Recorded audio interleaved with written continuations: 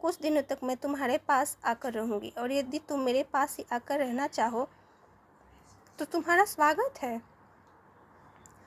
मैंने तुमसे पहले भी कहा था पन्ना, उस सेवा व्रत से बढ़कर तुम्हारे कठिन असाध्य मानसिक रोग की और कोई औषधि नहीं हो सकती। उत्तर में पन्ना ने सिर झुका लिया था। क्या रोजी को के उस महान सेवा व्रत के लिए वो कभी अपने अविवेक लंपट चित्त को मना पाएगी?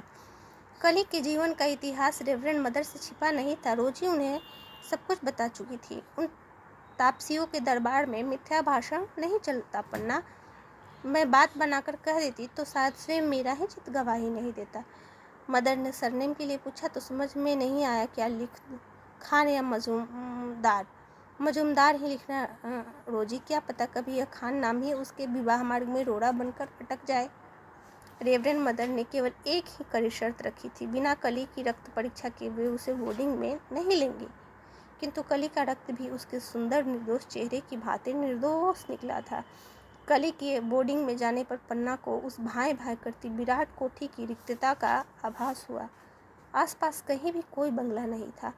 कोई रात आधी रात आकर गला भी घोट दे तो किसी को कानों कान खबर न हो। यह सब पहाड़ में नहीं होता पगली, रोजी ने उसे आश्वासन दिया। मैंने जानबूझकर ही तुम्हारे लिए यह बंगला छांटा है। जिस दलदल से तुम निकल कर आई हो और जिन्होंने तुम्हें वहां से निकलते देखा है, उनमें से किसी की भी दृष्टि तुम पर नहीं पड़े, यह सोचकर तुम्हें यहाँ लाई हूँ। मैं जानती हूँ कि जिस कोलाहल में तुम्हें रहने की आदत है, उसके बाद तुम्हें यहाँ मौत का सा सन्नाटा लगेगा, पर एक नए जीवन की सृष्टि के लिए माँ को कितनी मर्मांतक यातना सहनी पड़ती है, इसका तो तुम्हें अनुभव है ना। कांच के नीले बटन किसी उस विदेशिनी की स्नेह स्निग्ध नीली आंखों में कैसी अनुभूत वेदना की झलक थी। क्या रोजी ने भी ऐसी वेदना सही होगी? क्या उसने भी कभी किसी निष्ठुर प्रेमी को ठोकर खाकर सेवाव्रत की उस क्षुरस्य धारा पर चलना स्वीकार किया होगा? आज तक कभी भी पन्ना ने उसके जीवन के अंतरंग कक्ष का पर्दा उठाकर झांकने की धृष्टता नहीं की थी।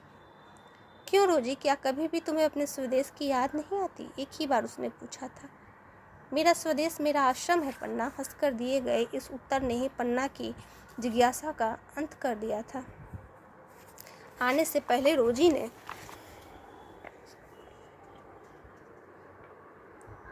अपने साथ चलने का प्रस्ताव भी दोहराया था। चाहे तो अल्मोड़ा शहर में भी आकर रह सकती हो, पर यहाँ रहने पर तुम्हें एक एक कदम फूक फूक कर धरना होगा। अब तुम पीली कोठी की पन्ना बाई नहीं, कली की माँ हो। मैं यहीं रहूँगी रोजी। मुझे तो अब लगने लगा है जैसे विधाता ने इस अरण्य स्थित देवदार की सृष्टि मेरे लिए की थी। कुमायूं के नरभक्षियों को पिस्सुओं की भांति मसलने वाले प्रख्यात शिकारी कॉर्बेट का बनाया वह बंगला उसी के दुस्साहसी व्यक्तित्व का आवास बनने के उपयुक्त था। संध्या होते ही वहाँ सियारों की पूरी बिरादरी जुट जाती। पहाड़ में मोटे अजदहे नहीं होते, यही रोजी सुनती आई थी। पर एक दिन वो पन्ना के साथ टहलने निकली तो रोडोडेंड्रॉन के मोटे तने से लिपटे विकराल पाइथन को देखकर थर थर काँपने लगी। पेड़ के तने से भी मोटी चिकनी देह को वह पहाड़ के क्षणिक धूप छाँव में उलट पुलट कर सुखा रहा था। मैं तुम्हें यहाँ नहीं छोड़ सकती पन्ना। बाप रे बाप, लगता है जिम कॉर्बेट अपनी पुस्तक के जीते जागते सब इलस्ट्रेशन से यहीं छोड़ गया है। कोई भी चौकीदार वहाँ आने को राजी नहीं हुआ था। नहीं मैम साहब, कॉर्बेट साहब के बंगले में तो 5 ही बजे से बहालू नाचने लगते हैं, और वैसे डराना तो नहीं चाहिए। बुढ़ा माली रोजी के बंगले पर पूरा अभिशप्त इतिहास बता गया था। भंगला बुता भी है। एक बार 100 रुपये महीने पर मैं यहाँ की चौकीदारी करने आया। एक पंजाबी ने यह बंगला खरीदा था। बोला जिस कमरे में जैसे चाहो वैसे रहो, कोई काम न धंधा, बस दिन भर खाना पीना और सोना। सिर्फ 2 महीने के लिए गर्मियों में सूद साहब आता, पर बाप रे बाप, पहले दिन रात के 9 भी नहीं बजे थे कि हाथ में बंदूक लिए शिकारी साहब का बरेत और पीछे पीछे चिंघारते तराई के हाथी, हिमालय के भालू और कुमाऊं के आदमखोर। कौन करेगा इस बंगले की चौकीदारी? पर पन्ना की निर्भीक हंसी देखकर रोजी दंग रह गई। क्यों घबरा रही हो रोजी? कैसे कैसे अकरबाद साहब लोगों से पाला पड़ चुका है। तुम निश्चिंत रहो, मैं खूब मजे में रहूंगी। सचमुच ही उस बीहड़ वन में पन्ना ने सुदीर्घ 10 वर्ष काट दिए। न वह किसी से मिलती जुलती, न भूल से भी किसी की चिट्ठी लिखती। कभी कभी रोजी का मित्र बूढ़ा फ्रेंच पादरी बिशप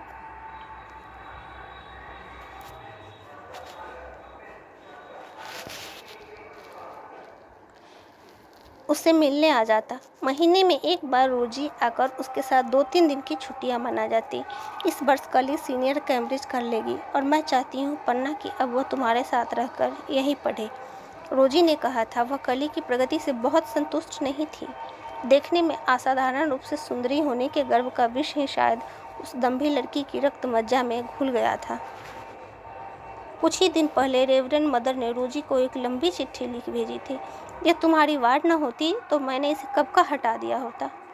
लड़की की बनने संवरने में जितनी रुचि है, उसकी आधी भी यदि पढ़ने में होती तो ये हमारे कॉन्वेंट का नाम उज्जवल करती। ऐसी प्रखर बुद्धि की छात्रा हमारे कॉन्वेंट में अरसे से नहीं आई, पर इस नन्हे प्रखर मस्तिष्क की कुटिल चाल देखकर मैं सहसा विश्वास ही नहीं कर पाती कि यह भोली वर्जिन मेरी के चेहरे वाली बच्ची ऐसा कैसे कर सकती है। हमसे कहाँ यह त्रुटि हो गई है, क्योंकि अपने बचपन से लेकर अपनी किशोर अवस्था तक तो यह हमारे पास ही रही है। मुझे लगता है जैसा अस्वाभाविक रूप से प्रखर इसका मस्तिष्क है, वैसी ही दैवी दृष्टि भी इसे विधाता ने दी है। शायद उसी अद्भुत शक्ति से इसे जान लिया है कि इसके जन्म के पीछे कोई रहस्य अवश्य है।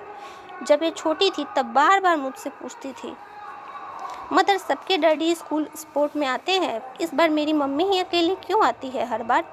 मैं उसे उत्तर क्या दे सकती थी। मैंने तुमसे उसी दिन कहा था रोजी, एक न एक दिन यह प्रश्न अवश्य पूछेगी। फिर धीरे धीरे उसने जैसे स्वयं ही उत्तर पा लिया है। एक बात और भी है, मिसेस मजमूदार से उसे सब कुछ मिला, थैला भर चॉकलेट, पुस्तकें, फ्रॉक, गुड़िया और भी बहुत कुछ, पर एक ही वस्तु उसे तुम्हारी सखी नहीं दे पाई, माँ का प्यार।